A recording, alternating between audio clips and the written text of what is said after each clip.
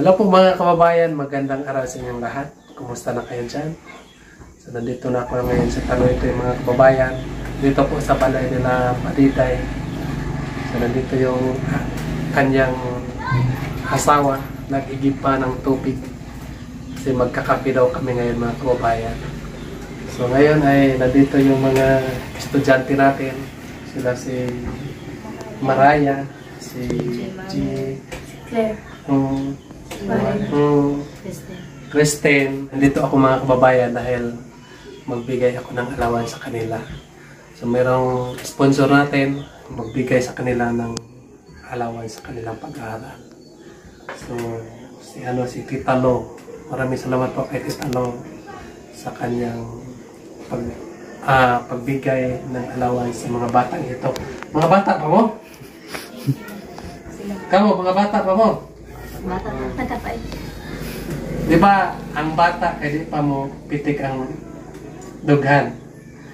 Dili pa mo uwan ba? Di pa, kung makitag chicks, di pa mo an-an. Chicks daw. Yun sa man. Dili pa? Di pa. Bata pa. Joke lang.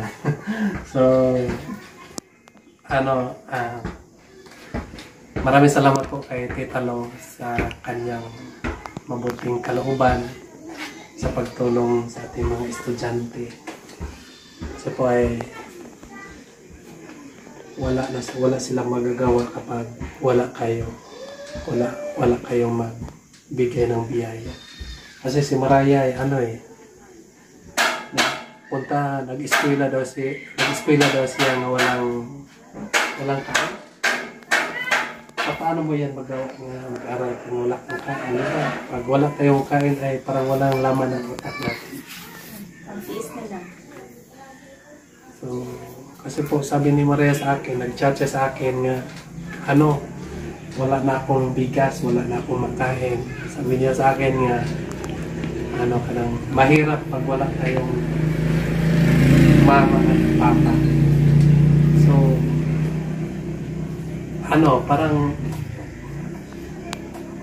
mabigat yung loob ko, yung dibdib. Kasi naranasan ko rin nung una nga walang makain. So, alam ko kung gaano kahirap pag walang laman ng tiyan natin. So, pasensya ka na kasi natagalan yung tiran niyo. Nabisit talaga si Kiking Bumbay. Nabisit kasi nung isang araw yung mama ko ay kinagat ng aso. So kailangan ko nga dinadala ko sa ospital muna para alam mo naman yung buhay ng tao. So inuna ko yung mama ko. So pasensya na kayo kasi may emergency kasi. So kahapon ay dumadaan ako dito, papunta na Pakibato. Pero alam ko naman nga may klase kayo. Hindi naman pwede nga istorbohin ko kayo. So sa isip ko nga bukas na lang ng hapon pag uwi niyo galing ng klase. So sana po ay ang payo ko sa inyo na sana wag nating sayangin ang mga biyaya na binibigay sa sponsor sa atin. Sana gamitin natin ng maayos. Anong pinakamaayos, diba? Kintahay tulad ni Maraya, wala siyang bigas. So, siyempre, magbili siya ng bigas. So, maayos. Yun ang pinakamaayos. So, hindi natin yan sugal yung mga tira natin. Lalo na kayo mga boy. Dili ta magsugal-sugal, no? Kung may pira nga ibigay sa atin, kailangan nga gamitin natin sa maayos. Kinahanglan nga gamiton gyud nato sa atong pag-eskwela. Although ipalit na to kanang balo na to padung sa eskwelahan, dili nga ipang-rebre na to sa atong mga chicks, diba? Dili na pwede. So kailangan nga kita kay gitabangan ra man ta sa atong mga sponsor, dili pa ta pwede nga kanang mang-rebre ta sa atong mga chicks. Dito. Na ba yung chicks? Wala pa. So So, bini mo no kung kuan, may eskwela pa ganit mo kanang na may plano nga makalampos sa inyong pag-eskwela. Ayaw sabihin mo uyab-uyab. Ay kung uyab-uyab manggod mo kanang wala na gyud kasiguruhan nga makahuman mo. Pero kung di na gyud malikayan, di na gyud makaya nga mag-uyab-uyab mo, okay man na siya. Kabalo lang mo control sa inyong sarili. Diba? Kung moingon mo nga kanang sige uyab-uyab lang sa karon, kanang anak lang ba uyab-uyab lang. Lain ba mo kay lahi mo mga lalaki. Kay uyab imbes uyab-uyab ra kay lahi naman inyong tuyo. So dili sa gyud ta mag-uyab-uyab. Kanang focus lang gyud ta sa atong pag-eskwela. Para ang atong mga sponsor dili pod masayang ang hago. Dili pod masayang ang kwarta nga gihatag nila sa ato. Tungod kay nakita man nila nga kita na eskwela gyud karon. Pagkatapos anang sponsor man gud ato. Kung makahuman dito tag eskwela, dili man gyud na sila maningil bisag gamay. Dili sila maningil sa ato moingon nga bayari tong nahatag na mo sa imuha. Nahatag na mo sa inyo ha. Dili na mingon ang sponsor. Kana tabang ra gyud na sa atong ang mag-isip. Mauna siya nga samtang napay mo tabang sa atong maning ka mo gyud nang makahuman ta sa pag-eskwela no. So karon akong ihatag sa inyo ang allowance. So mga kababayan, maraming salamat kay Tita Lo. So nagbigay siya sa akin ng 500. Pero hindi ko na lang kukunin mga kababayan. So ibigay ko na lang Christine mga kababayan para meron din siyang pampaon sa school. So para ayos lang ako kasi mataba naman ako eh.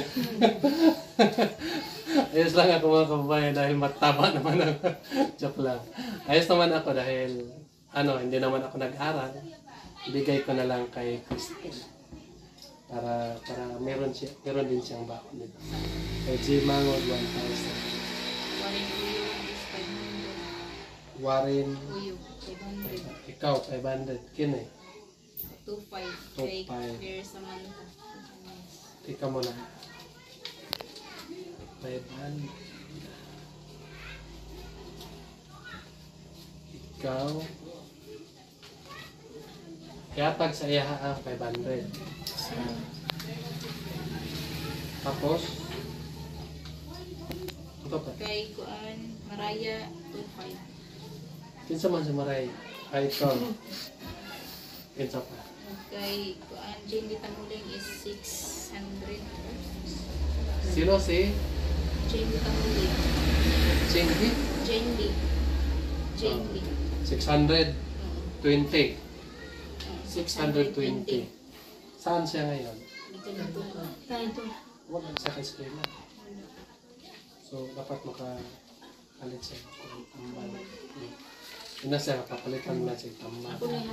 Ikaw na lang hatag. So, ang kuan, 3,120.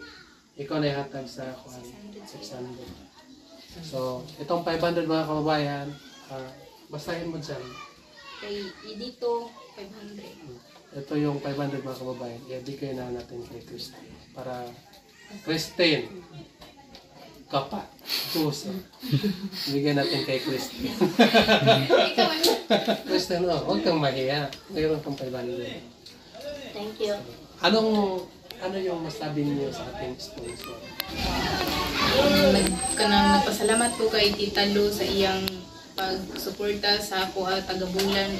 Wala si Tita, dili na guro ko makapadayon nga nag-eskwela ko.